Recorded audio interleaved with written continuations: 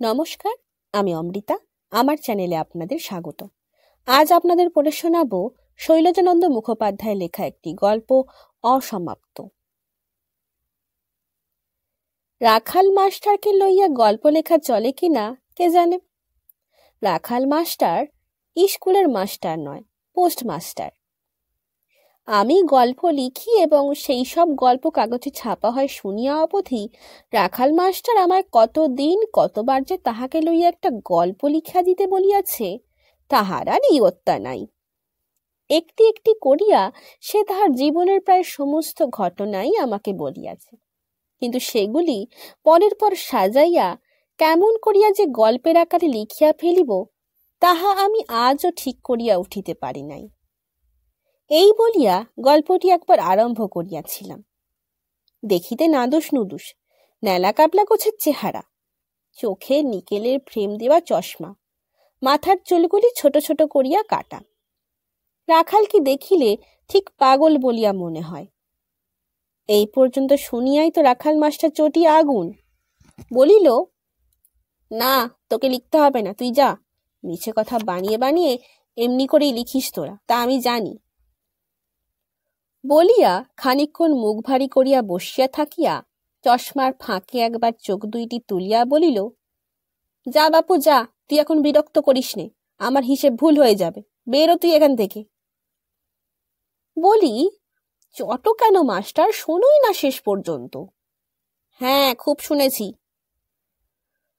বলিয়া কলমটা মাস্টার তাহার কানে গুঁজিয়া রাখিয়া সোজাসুজি আমার মুখের পানে তাকাইয়া বলিল, পাগল কাকে বলে জানিস? না অমনি লিখে দিলেই হলো।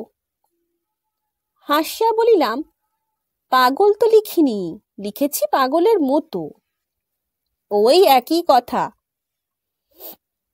বলিয়া হাত নাড়িয়া আমাকে সে চুপ করাইয়া দিয়া বলিল, পাগল বলে কাকে জানিস? পাগল বলে তোদের গায়ে ওই নিবারণ মুখুজ্জেকে, 24 ঘন্টা বউ আর বউ। সেদিন বললাম, বলি, ও হে নিবারণ, বসো, তামাক টামাক খাও। ঘাড় নেড়ে বললে, না ভাই, উঠি, বেলা হয়ে গেছে, বউ বকবে। ওই ওদের বলে পাগল, বুঝলি? বলিয়া কান হইতে কলমটি আবার তাহার হাতে লইয়া নিশ্চিন্ত মনে মাস্টার তাহার কাজ আরম্ভ করিতেছিল। হঠাৎ কি মনে হইল, আবার মুখ তুলিয়া চাহিয়া বলিল, মিছে কথা না লিখলে তোদের গল্প লেখা হয় না, তবে কাজ নেই বাপু লিখে, মিছে কথা আমি ভালোবাসি না। সেই দিন হইতে কিছুই আর লিখি নাই। ধানের মাঠের উপর দিয়া প্রায় ক্রোশখানেক পথ হাঁটিয়া প্রকাণ্ড একটা বন পার হইয়া গ্রামের শেষে গুটি কয়েক আম গাছের তলায় ছোট্ট সেই পোস্ট অফিসটিতে প্রায়ই আমাকে যাইতে হয়। কোনোদিন হয়তো দেখি দরজায় খিল বন্ধ করিয়া পোস্ট অফিসের মেঝের উপর তালপাতার একটি চ্যাটাই বিছাইয়া রাখাল মাস্টার তাহার হিসাব লইয়া ব্যস্ত হইয়া পড়িয়াছে। চারিদিকে কাগজ ছড়ানো। উড়িয়া যাইবার ভয়ে কোনোটার ওপর প্রকাণ্ড একটি মাটির ঢেলা, কোনোটার ওপর আস্ত একখানা ইট, কোনোটা বা পায়ের নিচে চাপা দেওয়া। মুখে বিরক্তির ভাব, ঝড় বাতাসের উদ্দেশ্যে যাহা মুখে আসিতেছে তাই বলিয়া অশ্লীল ভাষায় গালাগালি দিতেছে, আর আপন মনেই কাজ করিতেছে। হাসিয়া কিছুতেই চাপিয়া রাখিতে পারি না। অবশেষে অতি কষ্টে হাসি চাপিয়া বলি, ওহে মাস্টার, দরজাটা একবার খুলবে নাকি? আর যায় কোথা, ভিতর হইতে মাস্টারের চিৎকার শোনা গেল, তা আবার খুলব না, সময় নেই, অসময় নেই, বেরো বলছি, পালা এখান থেকে, নইলে খুন করে ফেলবো। ব্যাস, চুপ। কাগজের খুসখুস শব্দ ছাড়া আর কোনো শব্দ নেই। কিয়ৎক্ষণ পরে ভাবিলাম আর একবার ডাকি, কিন্তু ডাকিতে হইল না। জানলার কাছে খুট করিয়া শব্দ হইতেই তাকাইয়া দেখি রাখাল মাস্টার কোমরে হাত দিয়া দাঁড়াইয়া আছে। চোখাচোখি হইবা মাত্র বলিয়া উঠিল, 13.5 আনা পয়সার গোলমাল, বুঝলি? আসুক বেটা পিয়ন, আমি তার চাকরির মাথাটি খেয়ে দিচ্ছি, দেখ না। অত সব দেখিবার অবসর তখন আমার নাই। সন্ধ্যা হইয়া আসিতেছে, অতখানা পথ আবার আমায় একা ফিরিয়া যাইতে হইবে। বলিলাম, দৌড়টা একবার খোলো। চিঠিপত্রগুলো দেখেই আমি চলে যাব। কেন জানি না হঠাৎ সে প্রসন্ন হইয়া দরজা খুলিয়া দিল। ভিতরে ঢুকিলাম। সেদিনের ডাকের চিঠিপত্রগুলো ছিল একটা খাটিয়ার নিচে। রাখাল মাস্টার বাড়াইয়া দেখাইয়া দিয়া বলিল, দেখিস যেন আর কারো চিঠি নিস নে। অবাক হইয়া তাহার মুখের পানে তাকাইলাম। এমন কথা সে আমাকে কোনোদিন বলে না। মাস্টার বলিল, কত সব মজার মজার চিঠি থাকে তা জানিস? তুই তো কোন ছাড় খামটাম খোলাটোলা পেলে আমি এক একদিন দেখি, দেখে আবার বন্ধ করে দিই। শুনবি তবে? একদিন একটা মেয়ে লিখেছে। বলিয়া সে শতছিন্ন দড়ির খাটিয়াটির উপর চাপিয়া বসিয়া হয়তো কোনো মেয়ের চিঠির গল্প আরম্ভ করিতেছিল। আমার মাত্র দুখানি চিঠি হাতে লইয়া বলিলাম, থাক, ও গল্প তোমার আর একদিন শুনবো, আজ উঠি। তা উঠবে বই কি, নিজের কাজ ছাড়া হয়ে গেছে তো, যা। বলিয়া সে একরকম জোর করিয়াই আমার ঘাড়ে ধরিয়া দরজাটা পার করিয়া দিয়া আবার ভিতর হইতে খিল বন্ধ করিয়া দিল। আর একদিন অমনি চিঠির খোঁজে ডাকঘরে গিয়েছি, দেখিলাম দরজা বন্ধ। ভিতরে স্বামী স্ত্রীতে ঝগড়া শুরু হইয়াছে, তুমুল ঝগড়া। কি লইয়া ঝগড়ার সূত্রপাত বাহির হইতে কিছুই বুঝা গেল না। রাখাল মাস্টার ক্রমাগত নিজেকে সাধু প্রতিপন্ন করার চেষ্টা করিতেছে, আর স্ত্রী বলিতেছে, না তুমি সাধু নও, তুমি ভণ্ড, তুমি বদমাস, তুমি শয়তান। অবশ্য মুখ দিয়া যে ভাষা তাহাদের অনর্গল বাহির হইতেছে তাহা শুনিলে কানে আঙুল দিতে হয়।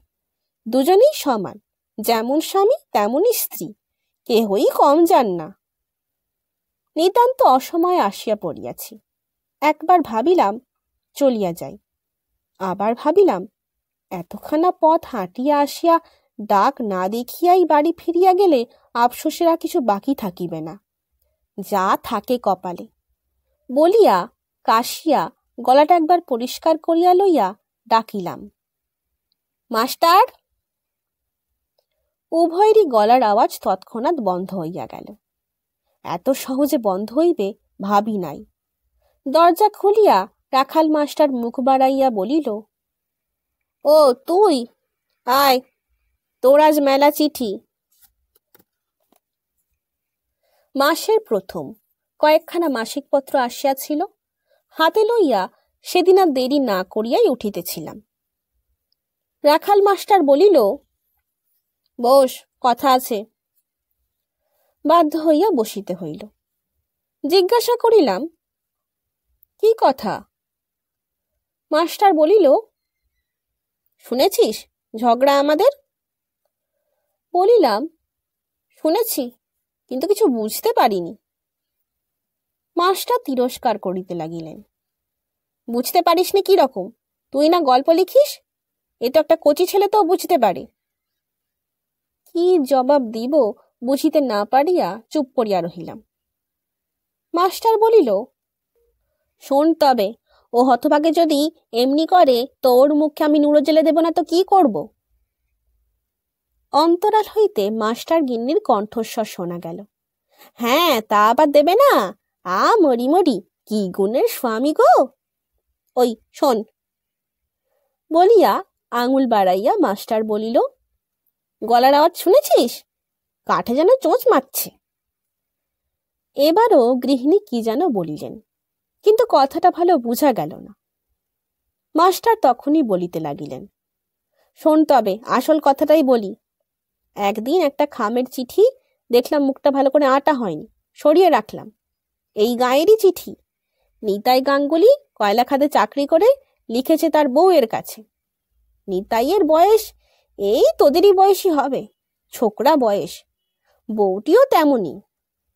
ভাবলাম পড়েই দেখি না কি লিখেছে। সে কি লেখা রে! হ্যাঁ, বিয়ে করা সাধ্য।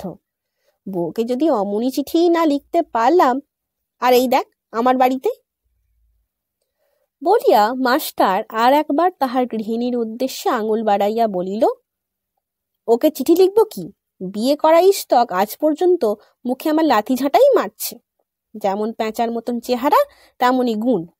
বলে কি না, হতভাগা, তোর সঙ্গে আমার বিয়ে না হলেই আমি সুখী হতাম। বলি, তাই? যা না বাপু, যেখানে খুশি তোর চলে যা, যাকে খুশি বিয়ে করগে যা, আমার হাতটা জুড়োক। কিন্তু ক্ষমতা নাই। হ্যাঁ হ্যাঁ। তখন বলে কি না, হ্যাঁ যাব, মেয়ে মানুষের যাবার পথ যে নেই রে পোড়ার মুখো, আমি মরবো, মরে ভূত হয়ে এসে তোর ঘাড় মটকাবো, দেখে নিস। এই তো বাক্যি। যাক, শোন তবে, আসল কথাটাই শোন। বলিয়া মাস্টার একটা ঢোক গিলিয়া একবার এদিক ওদিক তাকাইয়া বলিল, নিতাইয়ের যেমন বুদ্ধি, দেখি না চিঠির ভেতর একখানা 10টা টাকার নোট, বউকে পাঠিয়েছে। ভাবলাম নোটখানা দিই মেরে, ধরবার ছোঁবার তো কিছু নেই। তখন আমার সংসারে যা কষ্ট, সে আর কি বলবো। 25টি টাকা মাইনে, তাই থেকে বোনের তত্ত্ব পাঠালাম 10 টাকা, বাকি 15 টাকায় আর কদিন চলে। ব্যাস, নোটখানা সরিয়ে রেখে খেতে গেলাম। খেতে বসে ভাত আর রোচে না, হাত যেন মুখে আর উঠতেই চায় না, খালি খালি ওই নোটটার কথাই মনে হয়। বলি, না বাবা, এ অস্বস্তিতে কাজ নেই। ভাত খাওয়া করে উঠে পড়লাম। বউ বললে, ও কি গো, এ আবার কি ঢং? বললাম, থামো। ব্যাস, তৎক্ষণাৎ উঠে গিয়ে নোটখানা আবার তেমনি খামের ভেতর পুরে আঠা দিয়ে এঁটে নিজেই হাতে নিয়ে বেরিয়ে পড়লাম। নিতাই গাঙ্গুলির দরজায় গিয়ে ডাকলাম নিতাইয়ের বউকে। বউ ছেলে মানুষ, কিছুতেই আসতে চায় না। বললাম, এসে ওই দরজার পাশে দাঁড়াও না, তাহলেই হবে, আমি পোস্টমাস্টার। নিতাইয়ের বউ ঘোমটা টেনে এসে দাঁড়ালো। বললাম, এই নাও মা, তোমার চিঠি নাও, চিঠির ভেতর 10 টাকার একটা নোট আছে। চিঠিখানি বউ হাতে করে নিলে। বললাম, নিতাইকে বারণ করে দিও বৌমা, এমন করে টাকা পাঠালে টাকা মার যায়। ঘাড় নেড়ে বউ বললে, বেশ। বাবা, বাঁচলাম।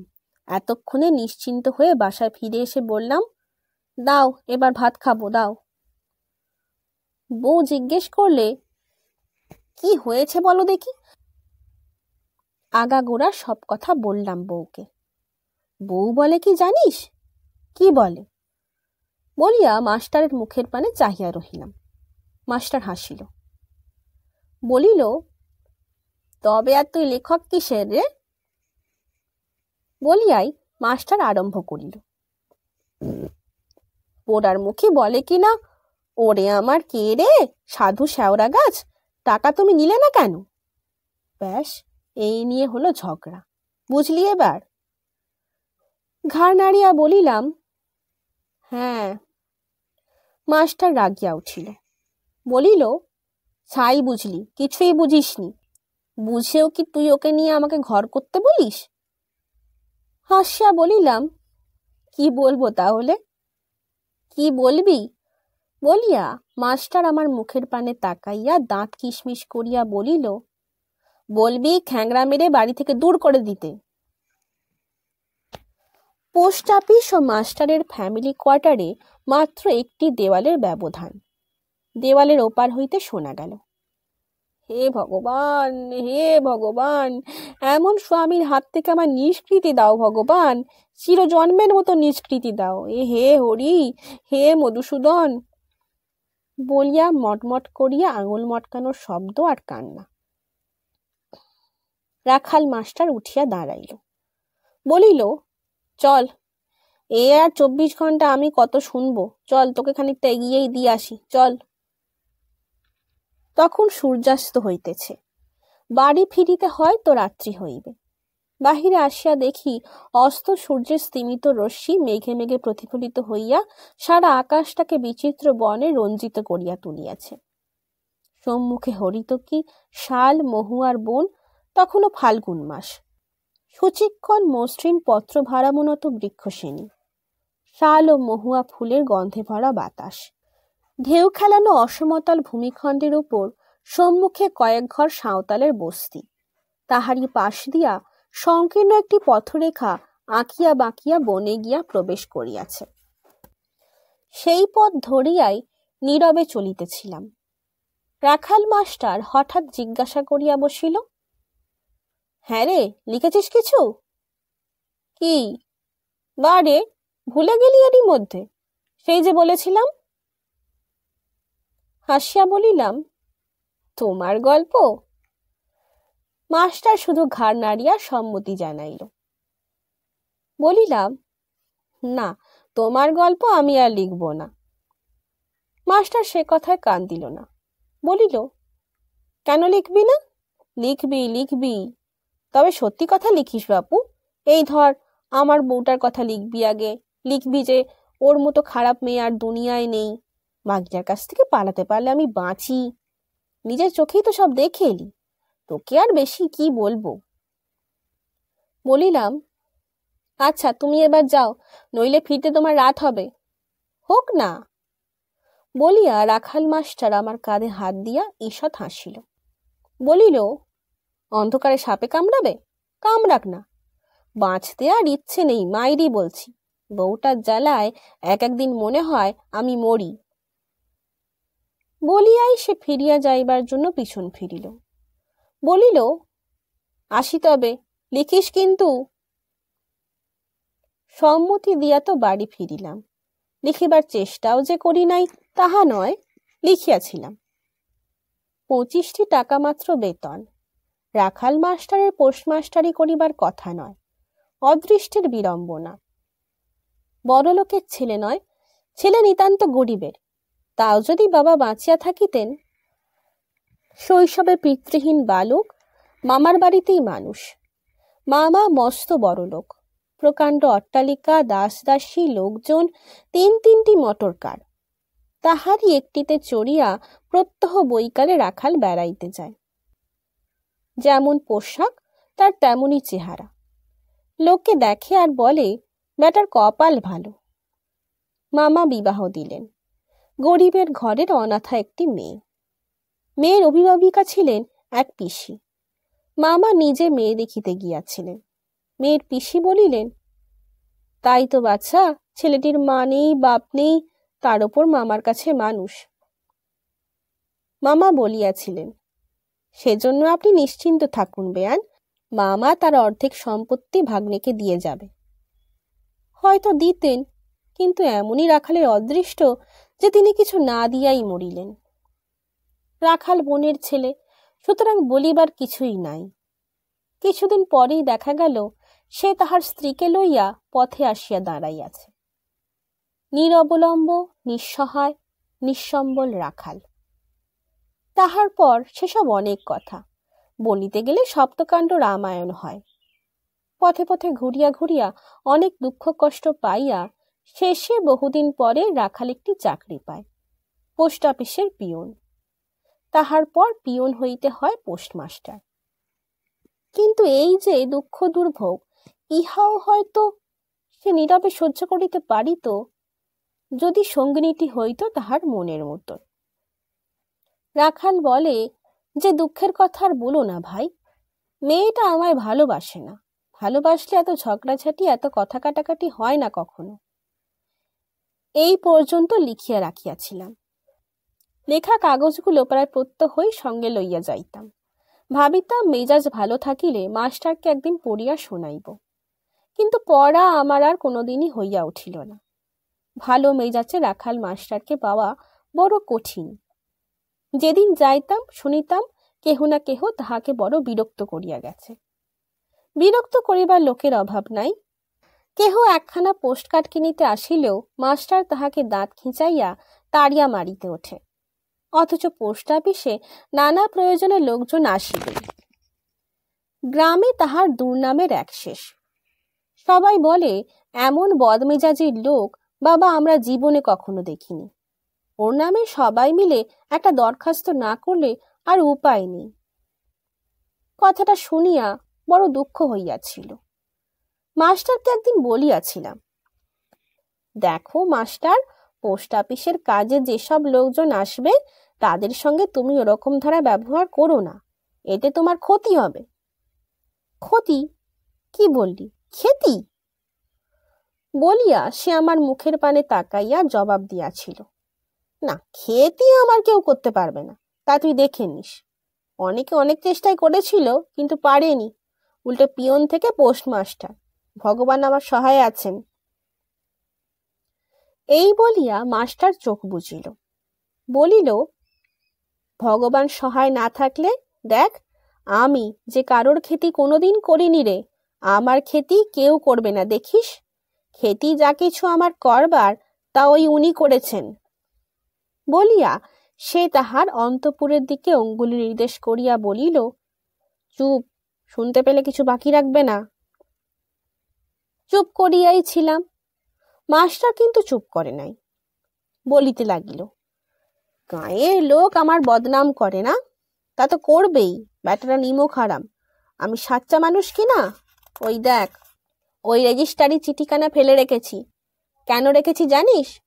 ওই অবিনাশ ব্যাটার কাছে সেদিন আমি চাল কিনতে গেলাম। শুনলাম নাকি ব্যাটা টাকায় 10 সের করে চাল বেচছে।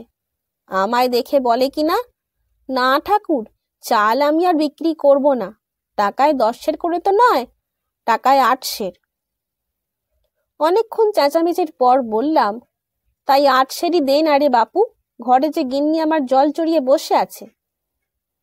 অবিনাশ ঘাড় নেড়ে বললে, না ঠাকুর, মিছে বকাবকি, আমি দেব না।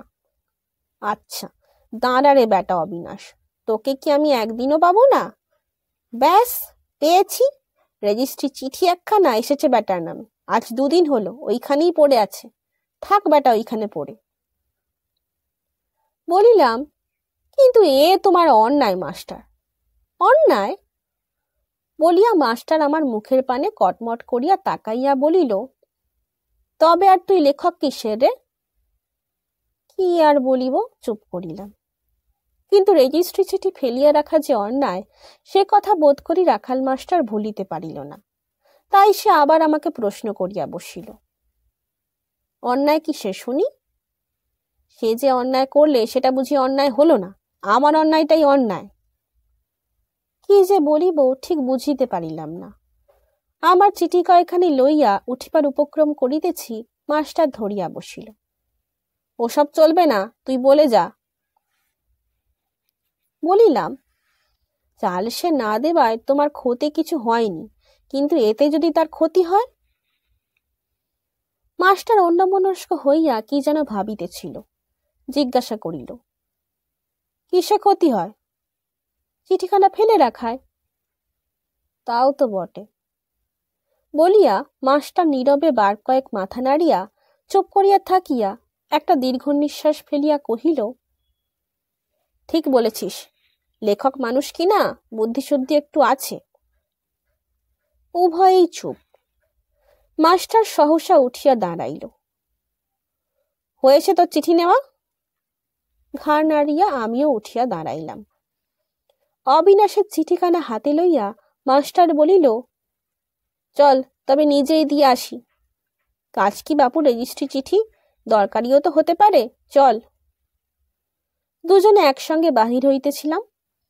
বাহিরের দরজার কাছে একজন হৃষ্টপুষ্ট লম্বা চওড়া সাঁওতাল ছোকরা দাঁড়াইয়া আছে। মাথায় বাবরি চুল, গলায় লাল কাঠির মালা, হাতে একটা বিড়ালের বাচ্চার মতো মেটে রঙের মরা খরগোশ। সাঁওতাল ছোকরাটিকে দেখিবা মাত্র রাখাল মাস্টারের মুখখানি শুকাইয়া এতটুকু হইয়া গেল। চৌকাঠের কাছে থমকিয়া দাঁড়াইয়া পড়িয়া বলিল, কে মুংরা, তুই আজও এসেছিস? বলিয়া দাঁত দিয়া ঠোঁট কামড়াইতে কামড়াইতে মাস্টার কি যেন বলিতে লাগিল। মোংরা বলিল, ধেত্তেরি, রোজ রোজ পয়সা নাই পয়সা নাই, আনতে তবে তুই বলিস কেনে? অনুমানে ব্যাপারটা কতকটা বুঝিলাম। মোংরাকে জিজ্ঞাসা করিলাম, কত দাম? মোংরা দাম বলিবার আগেই মাস্টার বলিয়া উঠিল, নিবি তুই? আহা, খরগোশের মাংস বুঝলি কি না, ভারী সুন্দর, আমার বউ খুব ভালোবাসে। 2-3 মাস ধরে আমাকে বলছে, কিন্তু ছাই এমন দিনে মোংরা আসে যে আমার হাতে পয়সাই থাকে না। আরো 2বার 2টো এনেছিল, তা ওই যে বললাম এমন দিনে আসে হতভাগা। দাম? দাম আর বেশি কোথায়, দাম 2 আনা। পকেট হইতে একটি 2 আনি বাহির করিয়া মোংরার হাতে দিয়া বলিলাম, দে ওটা, আমাকে দিয়ে যা। মোংরা অত্যন্ত খুশি হইয়া হাসিতে হাসিতে 2 আনিটি হাত পাতিয়া গ্রহণ করিল। দাঁড়া তবে দাঁড়া, বলিয়া মাস্টার তাড়াতাড়ি ঘরের ভিতরে ঢুকিয়া লোহার একটা লম্বা ছুরি আনিয়া বলিল, বেশ করে কেটে কুটে ওকে দিয়ে যা মোংরা, বাবু ছেলে মানুষ, কুটতে পারবে না, বুঝলি? সেই তোরা যেমন করে কুটিস, যা আগে ওই ছোট তাল গাছটা থেকে একটা বাগড়ো কেটে আন, তারপর তালেরই পাতা দিয়ে বাবুকে জিনিসটা বেশ ভালো করে বেঁধে দিবি, বুঝলি? বাবু হাতে করে ঝুলিয়ে বাড়ি নিয়ে যাবে। সম্মুখের ছোট তালের গাছ হইতে একটা বাগড়ো কাটিয়া আনিয়া মোংরা খরগোশ কাটিতে বসিল। মাস্টারের রেজিস্ট্রি চিঠি দিতে যাওয়া আর হইল না।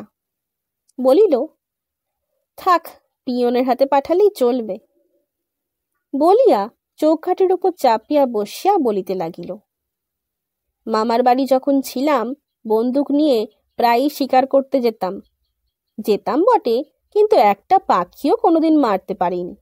গুলি ছুটতাম, ছুঁড়বার সময় মনে হতো, আহা, কেন মারবো? ব্যাস, হাত যেত কেঁপে আর শিকার যেত ফসকে। একদিন একটা কুকুর মেরেছিলাম।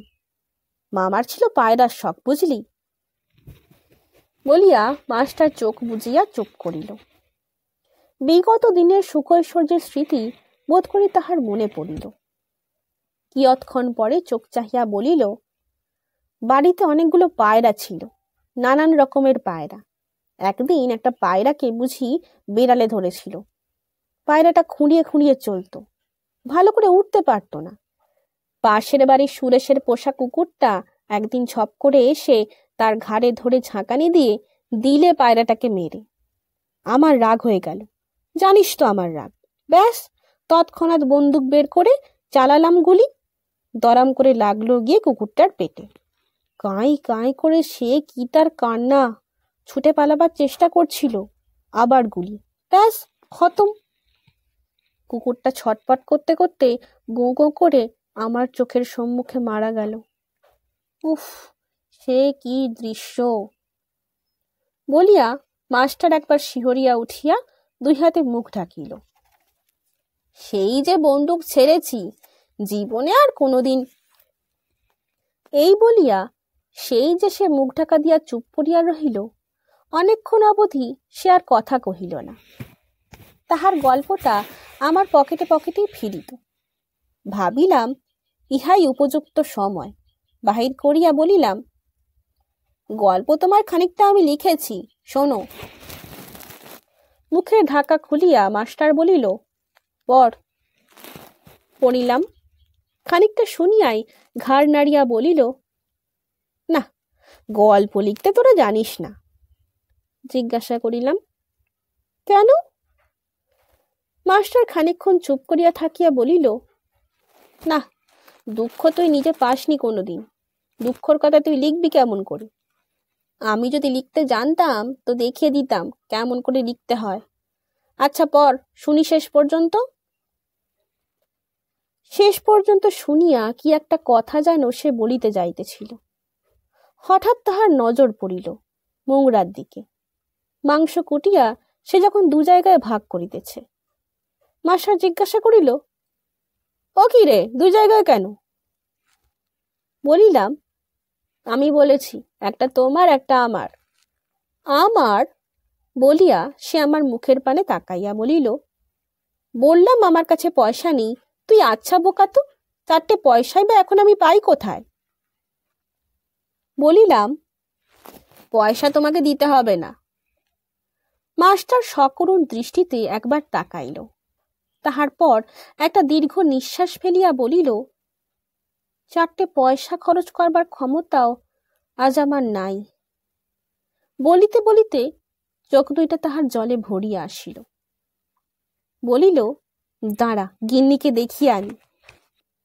বলিয়া একটা ভাগ সে দুহাত দিয়া তুলিয়া লইয়া ভিতরে গিয়া হাঁকিতে লাগিল, গিন্নি, ও গিন্নি।